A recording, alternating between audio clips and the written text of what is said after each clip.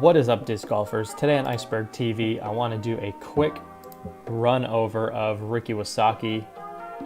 He's looking actually a lot better. So he participated in the Simon Lizotte 1 hour challenge, and not only did he do really well, but he actually did it on a marksman basket. So I believe without a doubt, Ricky would have put up the highest score out of everybody with a normal basket. He just made the 130 footer in a marksman basket, which is just crazy because, I mean, if you've even putted on one of those things, like 10 footers feel like 30 footers. Those things are so narrow. So Ricky's running around, he's having fun. He's actually looking a lot better. So I think this time off is really going to do him well. And I think he's going to come back in really good form because we all know that Ricky can be one of the most dangerous players on tour. But you can see his spirits are high. He looks really spry. He looks ready to compete. Not only that, if you've done this challenge, you would know how much of a workout it is. Coming out and doing all of these throws and running back and forth to pick up your discs is extremely tiring. It's very hard. And when we did it, we were pretty much dead by the end of it. It's a lot of throws. It's tons of throws. And then just running back and forth if you're trying to be quick about it. So it's very tough. So yeah, Ricky just sinks the 140. He's looking good. A little baby raptor legs, not a full-on raptor leg, but Ricky's looking really good. Like, that's just nasty. That basket is so narrow. So my last video about Ricky got a lot of attention. So I feel like I need to do him justice and say that he was looking really bad back then. He's looking a lot better now. Obviously, we figured that might happen with some time off. So time will tell, but Ricky's looking really good. So he put that on his channel. So if you want to take a look at his video, it's a nice video. So go check out Ricky's channel. Now, we saw Simon do a new challenge trying to ace without pole or chains. So he took his basket out and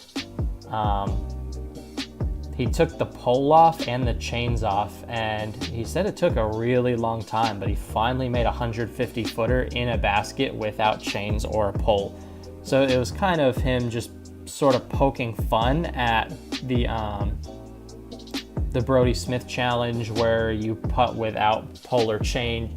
Paul Macbeth did it, and then Simon came out and he was being a little bit snarky, and he was all right guys, come on, that's boring, let's make it a little bit more interesting, make it a little bit harder. So he not only did he do this, but then he also was able to sink a 150 footer on this stupid thing with no chains and not even a pole. If there's a pole to hit, maybe it's a little bit easier, but like this one you just have to like not only drop it in, but also hit the pole. Like, I don't know, it's just, Simon's being very creative right now. He's really trying to put out good content. And then he also's trying to break the maximum time aloft record with a mini.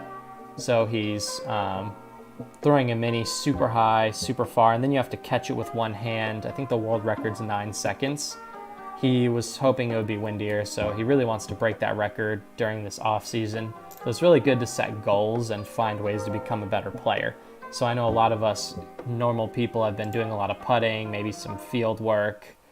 Again, doing these challenges will help you become a better player just because you're getting so many reps in, especially if you do it like once a week. You'll find yourself having a better release and more confidence when you throw just from getting more repetitions in. Now, we also saw Paige Pierce attempt the challenge. She kind of got filthy spit out like that a bunch of times. She was talking a lot of trash, saying she doesn't like to lose and that she's not, Paige Pierce doesn't lose. That was what she had to say.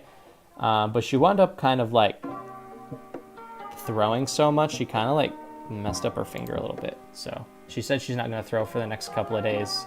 She kind of should. Yeah, there it is. So that's how many throws it is. Like, you're throwing so many times that's like ripping your hands off. So it's a pretty intense challenge, and she kind of underestimated it. I think she made it out to like 100 feet, but couldn't hit the 100 footer. So that just goes to show how hard it is because she's a very accurate thrower and she can only get to about 100. Some other things that you can do during the off season to help you improve your game is really do some research on discs you may like and that you might want to buy.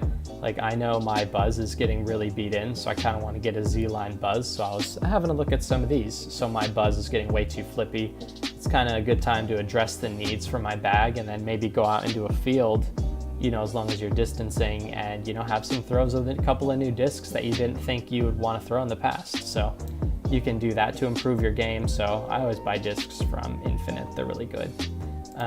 Another thing that I'm probably going to buy a couple of these. These are the Team Discmania Team Support discs. So while the pros like Simon, like Eagle, like Nate Perkins, and many other guys aren't touring, they have these special release team support discs. So it's an opportunity to get some Team Discmania stamped discs with the little heart logo. So these are really nice, and these are the kinds of discs that you can buy them and then they, you know, you may not throw them right away, but they'll sit on the shelf for like a year or two, and then, you know, when you finally do pull them down, these are super cool and people want to know like, oh, how'd you get that? I want to trade for it. I want to buy it off you. Like, these are the types of really cool discs that during times like this, it's nice to be able to pick up some discs like this, and then eventually if you sit on them, you know, you buy a disc for $21, you may be able to auction it off for $50 a year from now.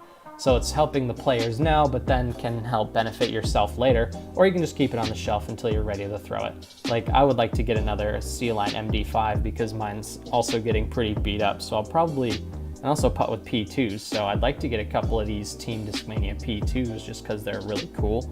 But then also one of these is just a thrower as well. So it's always good to have a couple practice putters ready to go. A couple new ones for when the old ones get too understable. But sort of that's kind of my thoughts on what's going on right now. Let me know what you guys think about Ricky, what you think about Simon's YouTube channel, if you're going to support Team Discmania, or maybe just buy a couple of new discs for yourself. I want to hear what you guys have going on. This is Iceberg TV. Thank you for watching, and take care.